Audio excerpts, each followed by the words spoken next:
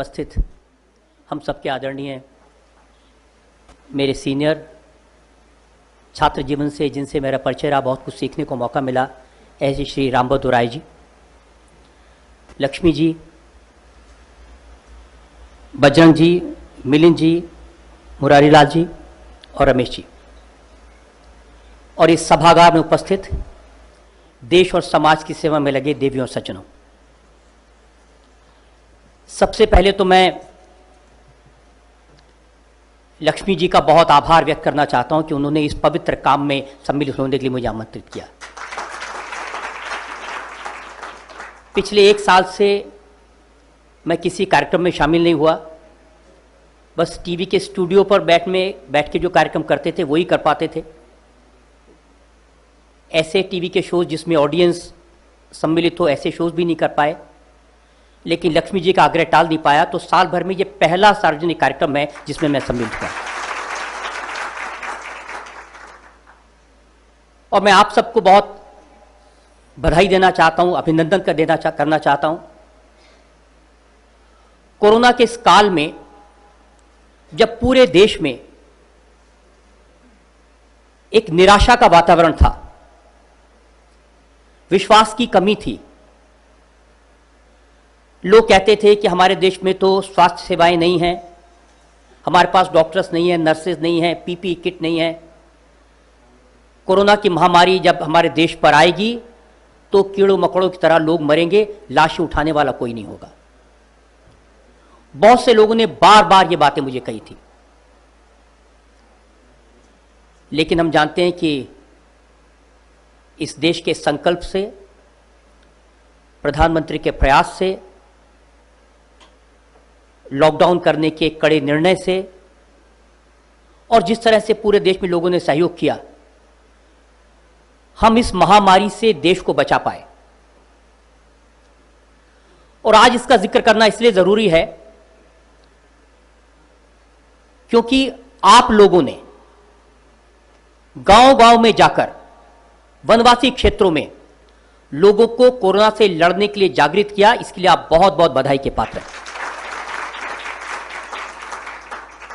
मुझे पता चला कि 3 लाख गांवों में वनवासियों के बीच, गरीब लोगों के बीच, जिनको समझाना मुश्किल काम होता है, उनके बीच जाकर आपने जागृति की, लोगों को समझाया, इस महामारी से लड़ने का रास्ता बताया। आप लोगों ने करीब 8 लाख मास्क तैयार किए, मुफ्त में लोगों को दिए, सैनिटाइजर दिए और लोगों को आयुर्वेद का काढ़ा भी पिलाया। आपका बहुत बहुत अभिनंदन। मुझे लगता है कि ये जो लड़ाई है इस महामारी की, ये आप जैसे लोगों के सहयोग के बिना पूरी नहीं हो सकती थी।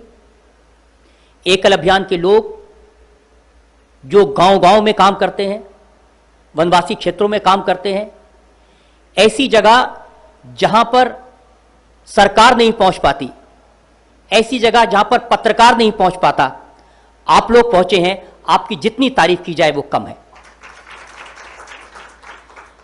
हम अपने देश में हमेशा ये वातावरण देखते हैं कि हम तो कुछ कर ही नहीं सकते, यहां तो कुछ हो ही नहीं सकता, गरीबी तो दूर हो ही नहीं सकती, ये तो गांव के लोग अनपढ़ हैं, नकारा हैं, इनको कौन समझाए, इनको कुछ हो ही नहीं सकता। ये एक निराशा का वातावरण हमेशा मैं देखता हूं। ऐसे लोगों के सामने मैं आपका एक उदाहरण पेश करता हूं और लोगों से कहता हूं कि एकल अभियान की तरफ देखिए। इतनी बड़ी चुनौती आपने अपने हाथ में ली है और ये कोई ऐसा काम नहीं कि एक बार कर दिया तो खत्म हो गया, ये तो निरंतर आपका प्रयास है। 1 लाख जो शिक्षक इस अभियान में जुड़े हैं वो वाकई में अभिनंदन के पात्र हैं, क्योंकि शहर के स्कूलों में अपने घरों में रहकर सुविधाओं से छात्रों को पढ़ाना मुश्किल काम है, लेकिन आप तो दूर दराज के गांवों में, वनवासियों के बीच, जहां पर सुविधाएं नहीं हैं, जहां पर आराम नहीं है, वहां संघर्ष के वातावरण में लोगों को जागृत करने का काम करते हैं, पढ़ाने का काम करते हैं। ये बहुत बड़ा पुण्य का काम है। 3 लाख कार्यकर्ता जो इस अभियान से जुड़े हैं, मैं उनको भी बहुत बहुत बधाई देना चाहता हूं। मुश्किल काम है। 28 लाख स्टूडेंट्स हैं जिनके जीवन को सजाने संवारने का काम आपने हाथ में लिया है। ये फिगर बहुत बड़ी है, ये नंबर बहुत बड़ा है, और इस देश के लिए ऐसी मुश्किल हालात में काम करना ये कोई छोटी बात नहीं है।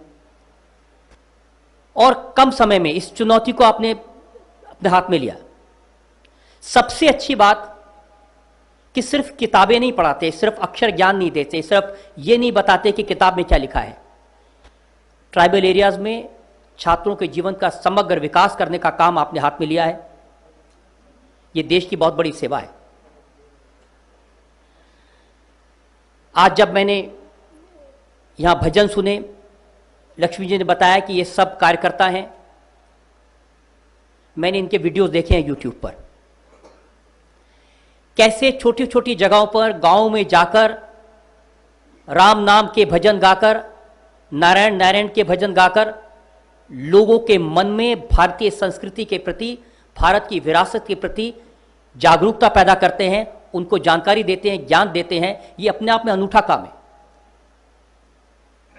यहां हम इनके भजन सुनते हैं, यहां इनके मुंह से ओम सुनते हैं तो भगवान के सामने माथा झुक जाता है। वनवासी क्षेत्रों में, गांव के क्षेत्रों में, जहां पर ऐसे ज्ञान की बहुत आवश्यकता है, जहां पर शायद अभी शहर के ज्ञान की रोशनी पहुंच ही नहीं पाई थी, वहां पर शिक्षा के साथ साथ समग्र विकास के लिए, उन्हें सक्षम बनाने के लिए, संस्कृति और विरासत से जोड़ने के लिए ये जो कथाकार काम कर रहे हैं, ये बहुत बड़ा काम है। मैं उनका बहुत बहुत अभिनंदन करता हूं।